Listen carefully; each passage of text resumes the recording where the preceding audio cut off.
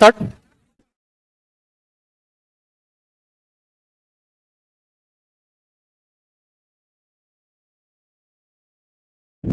Sulphur देख लेते हैं हम लोग।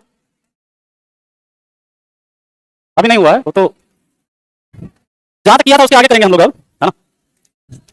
हाँ तो उसी में आगे करना है, अब हल्ला मत करो, सब बैठ जाओ।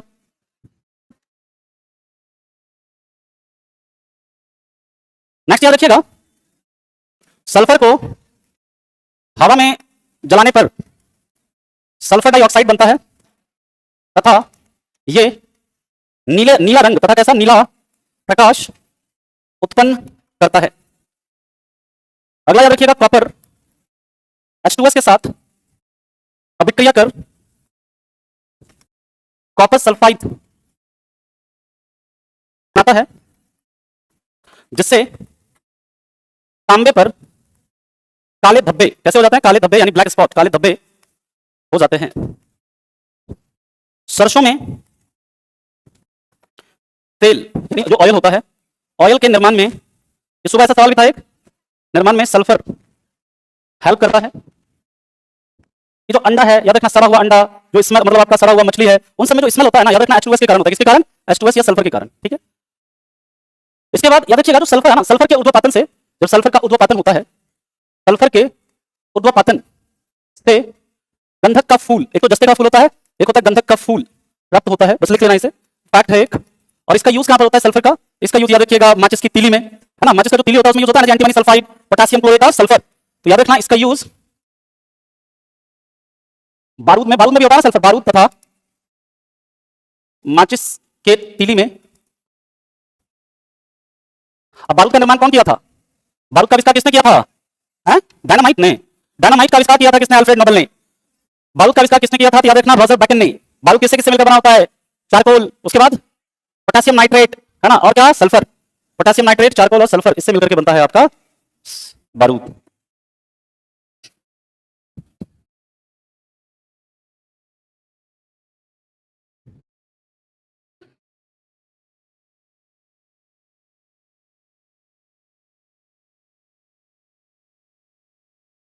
आगे चलें? कोई नहीं, लिख लो आराम से लिखो, कोई बात नहीं।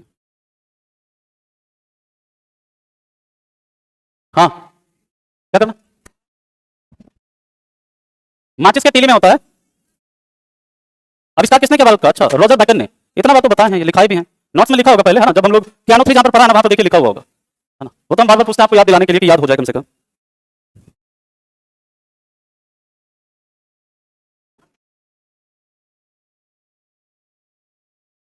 हो गया। अब कंपाउंड ऑफ सल्फर यानी गंधक के यौगिक,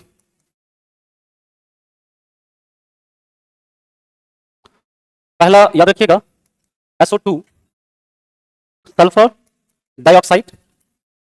याद रखिएगा ये अम्ल वर्षा के लिए उत्तरदायी होता है। किसके लिए? के लिए उत्तरदायी होता है।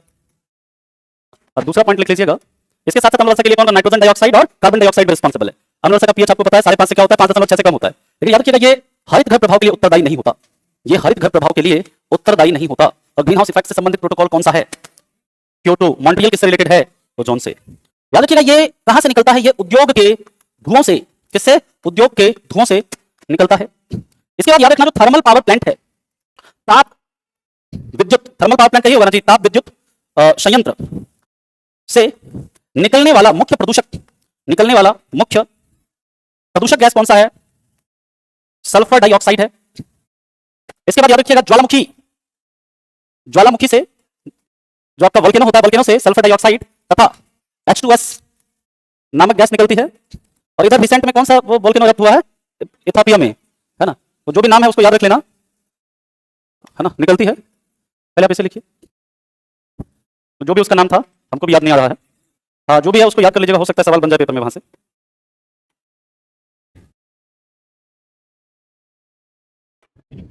क्या? हाँ, जो भी है याद रखिएगा, इंपॉर्टेंट है, पूछ लेता है।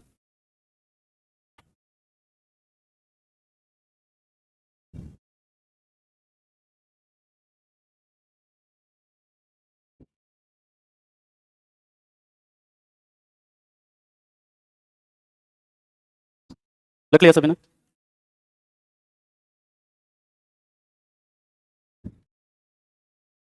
ठीक, नेक्स्ट याद रखिएगा,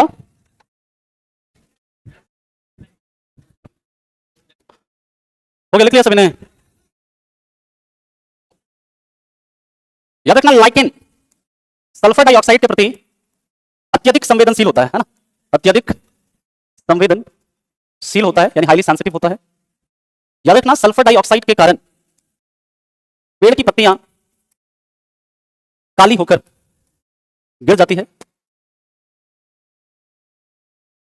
इसके बाद याद रखिएगा सल्फर डाइऑक्साइड पानी के साथ मिलकर H2SO3 यानी सल्फ्यूरस एसिड बनाता है, एसिड बनाता है। इसके बाद दूसरा कंपाउंड है SO3 sulphur trioxide, sulphur trioxide. याद रखिएगा ये पानी के साथ घुलकर, ये पानी के साथ तेजी से घुलकर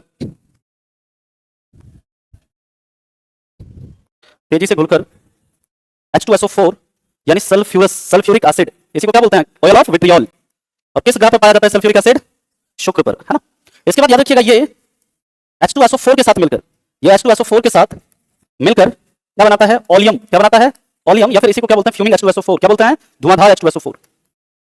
बताया था ना ये जब हम लोग पढ़ रहे थे एसिड बेस सॉल्ट, वहां पर इसका फार्मूला भी बताया था, H2H2O3, ये बताया था ना, O7, ये बताया था ना जी, H2H2O7। H2SO4 और सल्फर ट्राइऑक्साइड को मिलाइएगा तो आपका फ्यूमिंग H2SO4 बनता है, धुआंधार H2SO4 बनता है, जिसे हम लोग क्या ओलियम भी कहते हैं। ठीक, अब हम लोग इसका और कंपाउंड देख लेते हैं और फिर चलेंगे हम लोग बात करेंगे हैलोजेंस की। हैलोजेंस यानी हैलोजन ही कहेंगे, है ना, chlorine, chlorine, bromine, iodine, astatine. Then हम लोग देखेंगे इनर्ट गैसेस, याद हम लोगों का कंप्लीट हो जाएगा। फिर हम लोग फिर बात करेंगे सीमेंट, ग्लास, और उसके बाद करेंगे फ्यूल एंड हाइड्रोकार्बन्स। कौन सा लाइन? सेकंड। हाँ जी बताइए, 1 मिनट आ रहे हैं। ये वाला लाइन, ये देखो, ये क्या है ना कि H2SO4 के साथ जैसे अभिक्रिया करेगा, H2SO4 के साथ ये सल्फर ट्राइऑक्साइड मिलता है ना, ये बनाता है H2H2O7 बनाता है, और इसी को हम लोग क्या धुआंधार H2SO4 बोलते हैं, फ्यूमिंग H2SO4 बोलते हैं, या फिर इसी का नाम क्या है? इसी को हम लोग ओलियम भी कहते हैं। क्या बोलते हैं इसे? ओलियम। कई बार आपसे पूछ देता है ओलियम का क्या सूत्र है, या इसमें से किसे ओलियम कहा जाता है ना। और बताइए क्या इधर किसी का डाउट है? ऑयल ऑफ विट्रियोल पहले भी लिखाए हुए हैं ये सब चीज, है ना। इसको कसीस का तेल, ये सब पहले वाली क्लासेस में ये सब करवा दिया बहुत डिटेल में। Oil of vitriol, green vitriol किसको कहते हैं बताओ? हरा तो हिंदी में पूछ रहे हैं, है ना। FeSO4 into 7H2O, नीला कसीस CuSO4 into 5H2O, और व्हाइट सफेद कसीस ZnSO4 into 7H2O, है ना, याद रखना ये सब। चला आगे, हो गया। अब इसका तीसरा कंपाउंड देखिए, ये सब सारा कंपाउंड इसी का है, H2SO4, ये सब पढ़ लिया हमने, है ना। इसके बाद याद रखिएगा जैसे आयरन, ये Fe2 है, क्या बोलते हैं इसको? फूल्स गोल्ड, है ना। एक है आपका CuFeS2, ये कॉपर आयरन पायराइट है, तथा H2S है। इसके बारे में अभी आपको बताया ही, ये किससे निकलता है? याद रखिएगा, इसके बारे में लिख लो 2-3 पॉइंट, जो हालांकि पता है ये सब आपको। ये ज्वालामुखी के धुएं में मिलता है, यानी वोल्केनिक इरप्शन जो होता है उससे जो धुआं निकलता है उसमें मिलता है। इसका स्मेल, इसका गंध कड़े हुए अंडे की तरह होता है, और आपको पता है ये ब्रास यानी पीतल को हवा में क्या कर देता है? पीतल को रंगहीन कर देता है। बाकी H2S के बारे में आपको बताया हुआ है कि सिल्वर इसी के साथ अभिक्रिया करके सिल्वर सल्फाइड बनाता है, और क्या हो जाता है? उसके ऊपर काला सा परत बन जाता है। लेकिन जैसे फोटोक्रोमेटिक ग्लास पर, जैसे मान लो धूप का ग्लास है, फोटोक्रोमेटिक ग्लास पर जैसे सनलाइट पड़ता है तो वो किसकी वजह से काला पड़ जाता है? बहुत बढ़िया, एकदम। जो फोटोक्रोमेटिक ग्लास होता है उस पर जैसे सनलाइट पड़ता है तो काला काहे पड़ जाता है? सर पेट में है ना, दिमाग में, मुंह में नहीं आ रहा है। अरे मतलब तुम लोग इतना ऑन सिल्वर, ऑन सिल्वर किसको कहते हैं? सिल्वर क्लोराइड, काहे नहीं बोलते हो?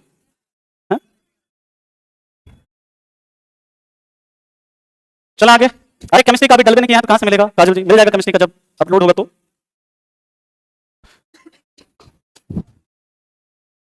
अब हम लोग बात करेंगे हैलोजेंस की।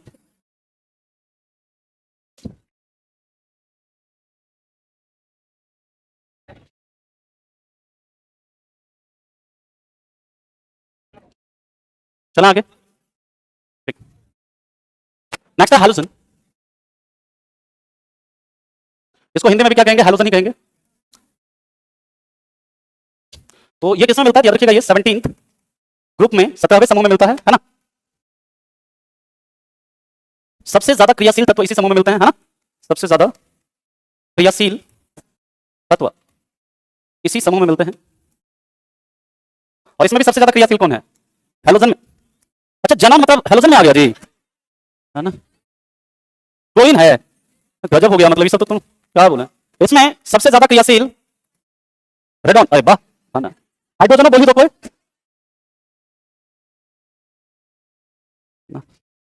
बेटा फ्लोरीन कोने में बैठे हुए आया उधर, हमको सब भुला गया, बताओ। हाँ सबसे गजब, सबसे ज्यादा क्रियाशील कौन है? फ्लोरीन है।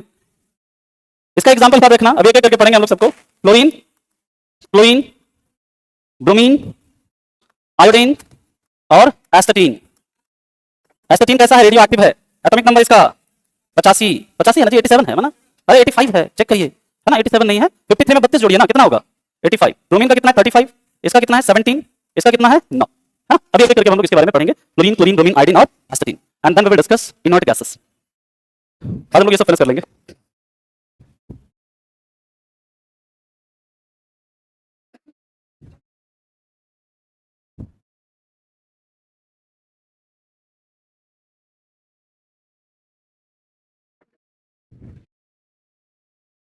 हो गया, चला आगे।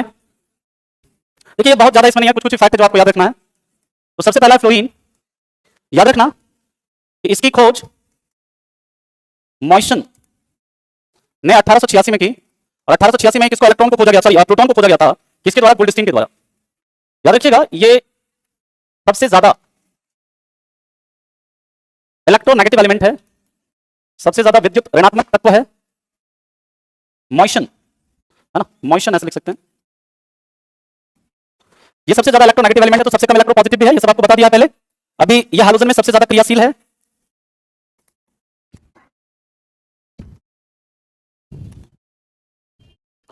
इसके बाद याद रखिएगा, ये हमारे दांतों की क्या करता है? रक्षा करता है, दांतों को प्रोटेक्ट करता है ये फ्लोरीन, है ना?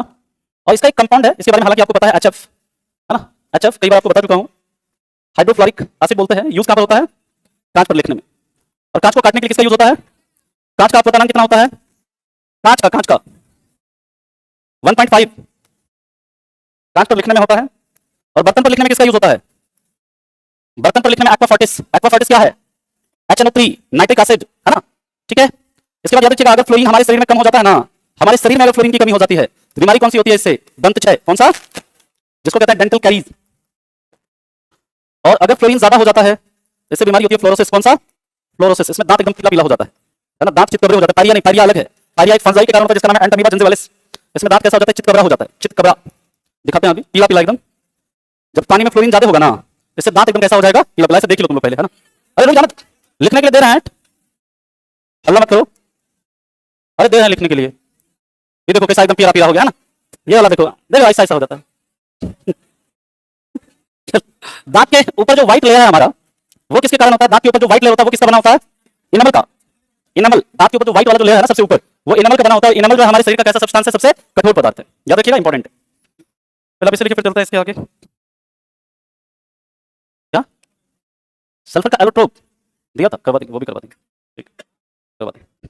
ऐसा देखिए, कुछ अगर जैसे बहुत ज्यादा फैक्चुअल जो होगा ना, कुछ कुछ जैसे टॉपिक है जो नहीं होगा, मान लीजिए छोटा छोटा रह जाएगा, तो उसको लास्ट में करवा देंगे। और जैसे कोई बहुत फैक्ट सब चीज है ना, तो उसको ऑनलाइन में हम डाल देंगे। ऑनलाइन को पढ़ लीजिएगा, जो मतलब छोटा छोटा कोई चीज मिस हो गया यहाँ पे, तो वो उसमें कवर हो जाएगा आपका, है ना? एक्वाफोर्टिस पोटेशियम नाइट्रेट को कहते हैं। KNO3, KNO4 तो पोटेशियम परमैंगनेट है, वो रेड मेडिसिन होता है। आगे चलाएं।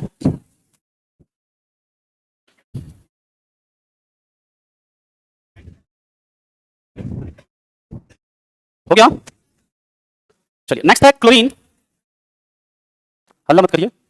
इसकी खोज, एटॉमिक नंबर तो पता है ना इसका 17 होता है, और मास नंबर 35.5 एटॉमिक मास। इसकी खोज सिले ने 1774 में की। याद रखिएगा, यह सबसे ज्यादा विद्युत बंधुता यानी इलेक्ट्रॉन एफिनिटी वाला तत्व है। सबसे ज्यादा विद्युत बंधुता वाला तत्व है। ये सब आपको पीरियोडिक टेबल में ऑलरेडी बता चुका हूं मैं। इसके बाद याद रखिएगा, ये हवा से 2.5 गुना क्या होता है? भारी होता है। याद रखिएगा, इसका यूज फूलों का रंग उड़ाने में होता है। और फूलों की स्टडी को क्या बोलते हैं? एंथोलॉजी। इसका यूज वाटर को प्यूरिफाई करने में होता है।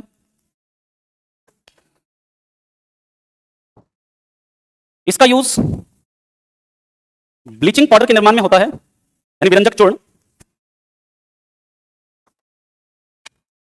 कैसे बनता है जी ब्लीचिंग पाउडर? लाइम वाटर के साथ किसकी अभिक्रिया करते हैं? क्लोरीन की। क्या बन जाता है ब्लीचिंग पाउडर? साथ साथ पानी।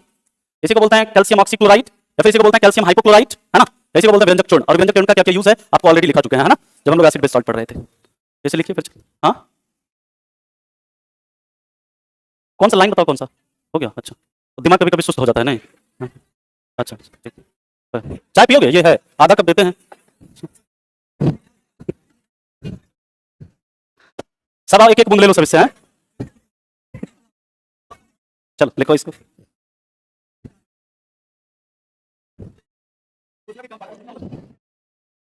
किसको? अच्छा पढ़ देंगे, लास्ट में पढ़ेंगे। अभी नहीं, लास्ट में जाते समय आज दिसंबर पे एक बढ़िया सा तुम लोगों को सुनाते हैं लास्ट, है ना? चलिए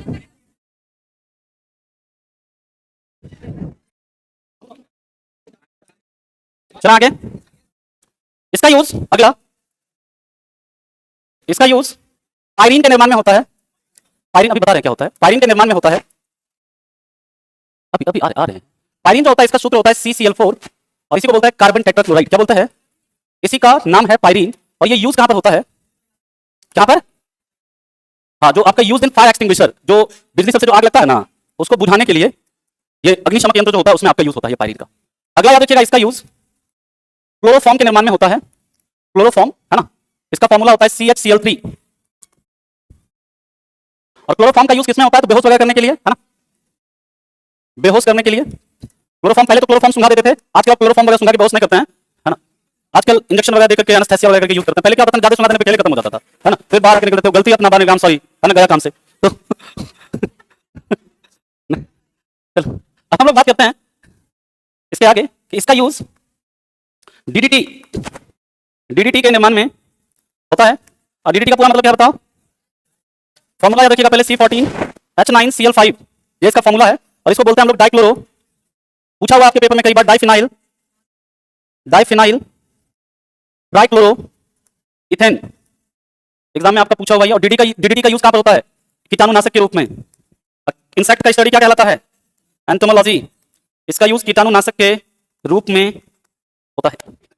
डीडीटी का छिड़काव करते हैं ना जी, ठीक है। किसका करते हैं? हाँ तो भी है।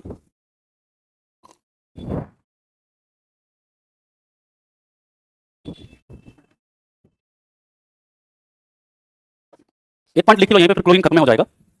इसका यूज आंसू गैस के निर्माण में होता है, टीयर गैस के निर्माण में। और आंसू का पीएच मान कितना होता है? 7.4। आंसू ग्रंथि जो उसको हम लोग क्या बोलते हैं? Lacrimal gland. तो लैक्रिमल बॉन्ड का संख्या कितना होता है? 2। ठीक है। आंसू गैस के रूप में अमोनिया का भी यूज होता है, याद रखिएगा, है ना। और अमोनिया का यूज फ्रिज में, रेफ्रिजरेटर में किसके लिए होता है? टेंपरेचर को मेंटेन करने के लिए होता है ना।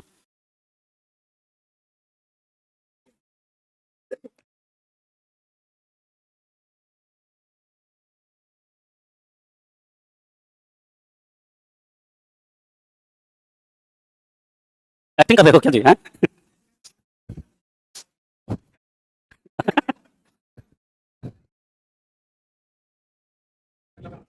क्या हुआ? आगे चलें, लिख लिया सभी ने? नेक्स्ट है ब्रोमीन। इसको डिनोट करते हैं Br से। इसका एटॉमिक नंबर 35 है और एटॉमिक मास कितना है? तो 80। इसकी खोज बेलार्ड ने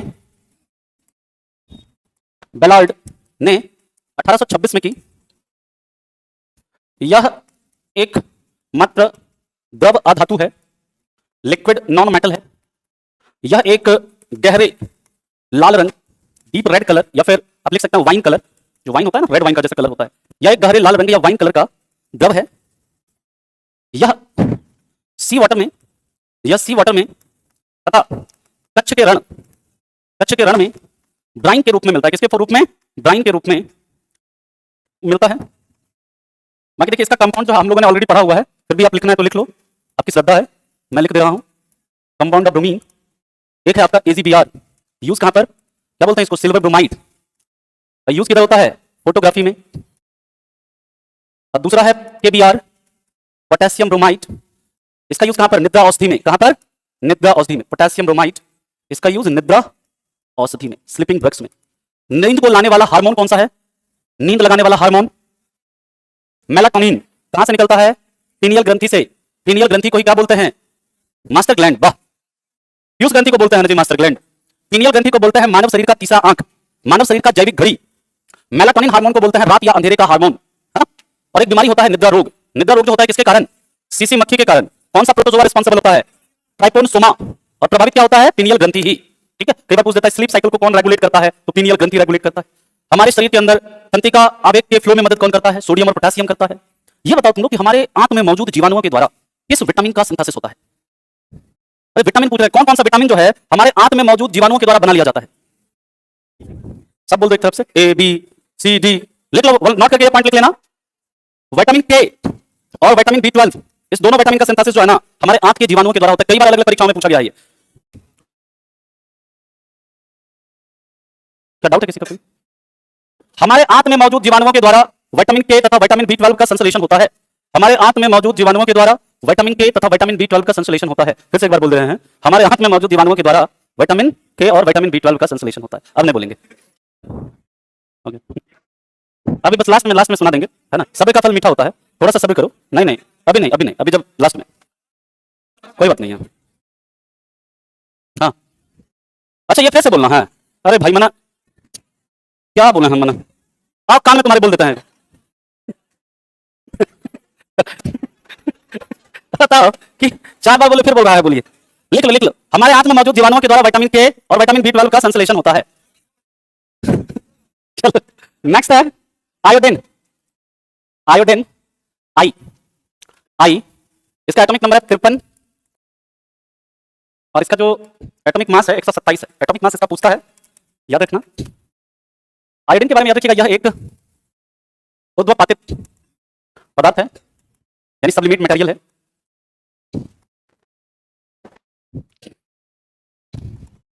इसके बाद याद रखिएगा थायरॉक्सिन हार्मोन में आयोडीन पाया जाता है। कई बार आपके एग्जाम में पूछा गया ये सब। और इंसुलिन हार्मोन में क्या मिलता है जी? जिंक। इसके बाद याद रखिएगा I-131 का यूज कहां पर होता है? थायराइड ग्लैंड के कैंसर में, थायराइड ग्लैंड के कैंसर के ट्रीटमेंट में। और याद रखिएगा ये जो थायरॉक्सिन हार्मोन है ना, इस थायरॉक्सिन हार्मोन को ही क्या बोलते हैं? अरे उसकी आयोडीन की कमी से घेरा रोग होता है वो तो ठीक है, लेकिन थायरॉक्सिन हार्मोन को कौन सा हार्मोन कहते हैं? पर्सनालिटी हार्मोन कहते हैं। क्या बोलते हैं? Personality hormone. इसके बाद याद रखिएगा लैमिनारिया, इंपॉर्टेंट है। लैमिनारिया नामक समुद्री घास में, घास की स्टडी क्या कहते हैं? एग्रोस्टोलॉजी। समुद्री घास में आयोडीन पाया जाता है। इसके बाद याद रखिएगा किसी फूड में स्टार्च की उपस्थिति का पता लगाने के लिए कौन सा टेस्ट करते हैं? Iodine test. पता लगाने के लिए आयोडीन टेस्ट होता है। और इसके प्रेजेंस में, स्टार्च के प्रेजेंस में आयोडीन कैसा कलर देता है जी? स्टार्च के प्रेजेंस में आयोडीन ब्लू ब्लैक। स्टार्च के प्रेजेंस में आयोडीन ब्लू ब्लैक कलर देता है, नीला काला रंग देता है। नीला काला मतलब पूरा डीप पूरा ब्लू नहीं देता है ना, नीला काला का जैसा दिखाते हैं, अभी आपको चित्र में ही समझ में आएगा, है ना? ब्लू ब्लैक कलर आपको याद रखना है, नीला काला रंग देता है। जबकि प्रोटीन के प्रेजेंस के लिए कौन सा टेस्ट होता है? हाँ, प्रोटीन के प्रेजेंस के लिए कौन सा टेस्ट होता है? वो तो ठीक है, कॉपर सल्फेट का यूज करते हैं। और प्रोटीन के प्रेजेंस में याद रखिएगा दो चीज का घोल यूज करते हैं, कॉपर सल्फेट और कास्टिक सोडा। इसका सॉल्यूशन यूज करते हैं प्रोटीन के प्रेजेंस के लिए। लेकिन उस टेस्ट को क्या बोलते हैं? बायोवेट टेस्ट। क्या बोलते हैं? बायोवेट टेस्ट, है ना? ये भी आपका पूछा हुआ सब क्वेश्चन है। बायोवेट लिखा, पहले लिखाए हुए हैं आप, नहीं लिखे हैं? ये पहले बताए हुए आपको, खैर लिख लीजिए आप, नहीं लिखे हैं तो। बायोवेट टेस्ट बोलते हैं। ईसीआर टेस्ट किसके लिए होता है? बोलो भाई, ईसीआर टेस्ट तुम लोग ना मतलब बेहतर है सच में एकदम, है ना? रोजे मैंने टेस्ट हम इतना करवाते हैं दिमाग हैंग कर रहा है ना, बात तो वाजिब करना भी चाहिए, है ना? चलो कोई नहीं। ECR test, colour blindness, Mantoux test, tuberculosis, TB, Widal test, typhoid, BMD test, osteoporosis, है ना? एलिसा टेस्ट, वेस्टर्न ब्लॉट, ये भी एड्स के लिए, है ना? लिखना है, ये लिखाए थे शायद एक दिन, नहीं लिखाए थे? कोई नहीं, लिखा देंगे, अभी लिखा देते हैं, वन लाइनर में दे देंगे। ठीक ठीक है ठीक है ठीक है। क्या ये मतलब गुलाबी सा मतलब कलर देता है? हाँ मतलब ये मैं अपना एक बैगनी एक सेकंड रुक जाओ, बैगनी देता, मैं दिखा देता हूँ आपको, वायलेट कलर देता है। रुक जाओ, ये देखो देखो देख लो, एक तो दोनों ही टेस्ट देख लो। बायोवेट ये देखिए बैगनी देता है, ये वाला, है ना? नीला होता है, ब्लू से ये किसमें कन्वर्ट होता है? पर्पल में। पूछता है आपसे, देख ही लीजिए, है ना? यहाँ पे ये पूछेगा कि कैसा कलर देगा, तो याद रखना कैसा पर्पल कलर देता है। और आयोडीन टेस्ट देख लो, देखिए, है ना? इस तरह का कलर होता है, ये ना नीला काला है ना? नीला काला कलर होता है, हाँ वही ना, है ना? इस तरह का रहता है ये। ब्लू ब्लैक आपको याद रखना है, ठीक है? ब्लू ब्लैक, नीला काला, हो गया। चलिए आगे चलते हैं हम लोग, लिख लो जल्दी।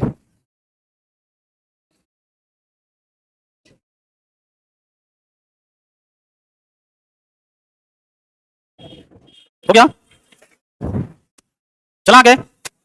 नेक्स्ट याद रखिएगा फ्रॉग के मेटामॉर्फोसिस में, फ्रॉग के मेटामॉर्फोसिस में, ये मेटामॉर्फोसिस को हिंदी में क्या बोलते हैं बता सकता है क्या? फ्रॉग के मेटामॉर्फोसिस में आयोडीन का यूज होता है, यानी कि फ्रॉग का जो अंडा होता है ना, वो जो छोटे छोटे अंडे से जो एडल्ट फ्रॉग में कन्वर्ट होता है ना, उसी को हम लोग बोलते हैं मेटामॉर्फोसिस। अभी दिखा देंगे आपको चित्र इसका मेटामॉर्फोसिस का। क्या? कायांतरण। यस, कायांतरण। एग के प्रोडक्शन में, अंडा के उत्पादन को बढ़ाने में आयोडीन का यूज होता है। एक होता है याद रखना टिंचर ऑफ आयोडीन, है ना, टिंचर ऑफ आयोडीन, या इसे कहते हैं आयोडीन टिंचर। यूज कहां पर होता है इसका? घाव को साफ करने में। कहां पर यूज होता है? किसका किसका मिश्रण है ये? इथेनॉल, वाटर, और क्या होता है? Potassium iodide. क्या होता है? इसके बाद याद रखिएगा आयोडीन युक्त नमक में, आयोडीन युक्त नमक में NaCl के साथ क्या यूज होता है? पोटेशियम आयोडाइड का यूज होता है।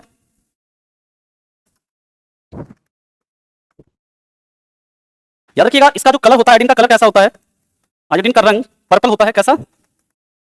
पर्पल होता है, बैगनी। और याद रखिएगा यह कैसा नॉन मेटल है? यह एक सॉलिड, यह एक ठोस अधातु है, यह सॉलिड नॉन मेटल है। और याद रखिएगा जैसे मेटल में, नॉन मेटल में धात्विक चमक नहीं होता, है ना। धात्विक चमक किसमें होता है? मेटल्स पे। लेकिन ग्रेफाइट है एक एक्सेप्शन इसका। ग्रेफाइट में जैसे पेंसिल का देखते हैं उसमें शाइनिंग होता है थोड़ा सा, है ना। और दूसरा कौन सा? आयोडीन। यानी कि ग्रेफाइट और आयोडीन जो है ये ऐसे नॉन मेटल्स हैं जिसमें क्या होता है? मेटालिक क्लस्टर होता है, ठीक है। और आयोडीन की कमी से पता ही आपको, लिखना है लिख लीजिएगा, है ना। अगर हमारे शरीर में आयोडीन की कमी हो जाती है, ये गॉइटर या घेंगा रोग होता है। लेकिन याद रखिएगा, हाँ, गलगंड भी कहते हैं इसको। क्या बोलते हैं इसको? गलगंड। और याद रखना ये जो थायरॉक्सिन हार्मोन है ना, इसको पर्सनालिटी हार्मोन क्यों कहते हैं? जो कि थायराइड ग्लैंड से निकलता है। थायराइड ग्रंथि के बारे में आपको पता है ना, हमारे शरीर की सबसे बड़ी अंतःस्रावी ग्रंथि है, सबसे लार्जेस्ट इंडोक्राइन ग्लैंड है, इसी को बटरफ्लाई ग्लैंड भी कहते हैं। क्या बोलते हैं? Butterfly gland. कि तितली के जैसा दिखता है ये, ठीक है। और ये जो थायरॉक्सिन हार्मोन है ना, एक्चुअली हमारे फिजिकल और मेंटल ग्रोथ के लिए रिस्पांसिबल होता है। यानी जो हमारा शारीरिक विकास है, मानसिक विकास है, इस दोनों के लिए क्या होता है? रिस्पांसिबल होता है। इसलिए इसे क्या बोलते हैं? अगर इसकी कमी हो जाती है ना, फिजिकल और मेंटल ग्रोथ कम रह जाता है ना। ज्यादा मात्रा होता है तो फिर इससे क्या होता है? मोटापा, है ना। थायराइड लेवल बढ़ने से मोटापा वगैरह क्या होता है? आपका होता है। और याद रखिएगा इसमें फिजिकल और मेंटल ग्रोथ ज्यादा होता है। अगर इसकी कमी हो जाती है ना थायरॉक्सिन की, तो फिजिकल और मेंटल ग्रोथ कम होगा और उससे एक बीमारी होती है जिसे हम लोग क्या बोलते हैं? क्रेटिनिज्म। क्रेटिनिज्म या फिर क्या बोलते हैं उसे? जड़ मानवता। क्या बोलेंगे? जड़ मानवता, ठीक है। तो लिखिए इसे, फिर चलते हैं इसके आगे, अगले पॉइंट पर मूव करेंगे, ठीक है। आगे चलना। इसके बाद याद रखिएगा ये हैलोजन में सबसे कम क्या है? क्रियाशील होता है। हैलोजन में सबसे कम क्रियाशील तत्व है। इसके बाद हम लोग बात करते हैं एस्टेटीन। क्या हो गया? हैलोजन में सबसे ज्यादा क्रियाशील, हैलोजन में सबसे कम क्रियाशील है। जैसे सबसे ज्यादा क्रियाशील फ्लोरीन है ना, उसी तरह सबसे कम क्रियाशील यह है। एस्टेटीन के बारे में याद रखिएगा कि यह भूपर पट्टी में सबसे कम मात्रा में मिलने वाला तत्व है। और एस्टेटीन के बारे में याद रखिएगा इसे रेयर अर्थ एलिमेंट भी कहते हैं। क्या बोलते हैं? रेयर अर्थ एलिमेंट, दुर्लभ मृदा तत्व भी कहते हैं। और मेटल ऑफ होप किसे कहते हैं? आशा की धातु, यूरेनियम, भविष्य का ईंधन, भविष्य की धातु। बहुत बढ़िया। पहला मानव निर्मित तत्व टेक्नेटियम, यह एक रेडियो सक्रिय तत्व है, यह एक रेडियो एक्टिव एलिमेंट है।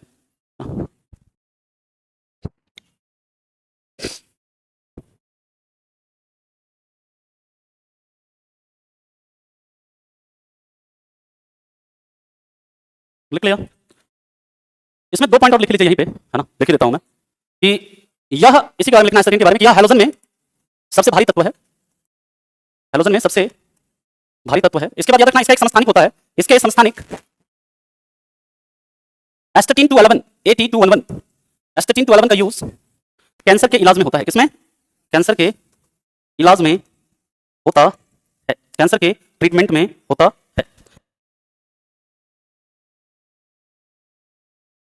चलिए इसके बाद हम लोग बात करते हैं इनर्ट गैसेस। क्या? अच्छा, टेस्ट लिखवा दें? लिख लो लिख लो लिख लो, वन लाइनर में डाल देंगे। टेस्ट तो जितना है ना सारा डाल देंगे। ऐसे चिंता मत करो, हम ना याद भी ऐसे मैक्सिमम याद ही करवा देंगे, बाकी वन लाइनर में भी डाल देंगे, है ना। टेंशन मत लीजिए। चलिए अगला हम लोग देखते हैं इनर्ट गैसेस। स्टार्ट कर देते हैं। हाँ हाँ, वो भी बता देता है ना। क्वेश्चन आप लोग करते होंगे तो मुझे लगता है कि सारे क्वेश्चन आप कर लेंगे, है ना। वन लाइनर में जितना होगा हम एक्स्ट्रा फैक्ट आपको दे देंगे, चिंता मत करिए, ठीक है। हाँ, क्या? ब्लड कैंसर कैसे होता है? देखो, जब कार्बन, नॉर्मली एग्जाम के लिए जो जरूरी होता है कई कारण से है, लेकिन जो आपके एग्जाम के लिए रेलेवेंट है, जब हमारे ब्लड में हेमोग्लोबिन के साथ कार्बन मोनोऑक्साइड मिलता है तो वो कार्बोक्सी हेमोग्लोबिन बनाता है। और वो कार्बोक्सी हेमोग्लोबिन जो है ना, देखो, मिल तो इजीली जाएगा, रेडिली मिलेगा, बहुत तेजी से मिलेगा, और मिलकर के वो एक स्टेबल कंपाउंड बना देता है, यानी कि एक स्थिर यौगिक बना देता है। उसको अलग करना बड़ा मुश्किल होता है, वो अलग नहीं होता इजीली हमारी बॉडी में, कार्बोक्सी हेमोग्लोबिन। और वो क्या करेगा? वो हमारे ब्लड में WBC की संख्या को क्या करेगा? बढ़ा देगा। और WBC की संख्या बढ़ती है तो उसी को बोलते हैं ल्यूकेमिया, या फिर उसी को क्या बोलते हैं? Blood cancer. और इलाज में किसका यूज करते हैं? फास्फोरस 32 का। किसका? फास्फोरस 32 का। चलिए, हाँ, ट्रीटमेंट में यूज करते हैं वो तो डिपेंड करता है ना किस स्टेज में है ना, तो वो उस पर डिपेंड करता है ठीक होगा कि नहीं। चलिए हम लोग बात करते हैं इनर्ट गैसेस। क्या अच्छा चलो अब ये शुरू, ये तो कम से कम लिख लो इसको। आती है गैस, याद रखिएगा इसे नोबल गैस भी कहते हैं, नोबल।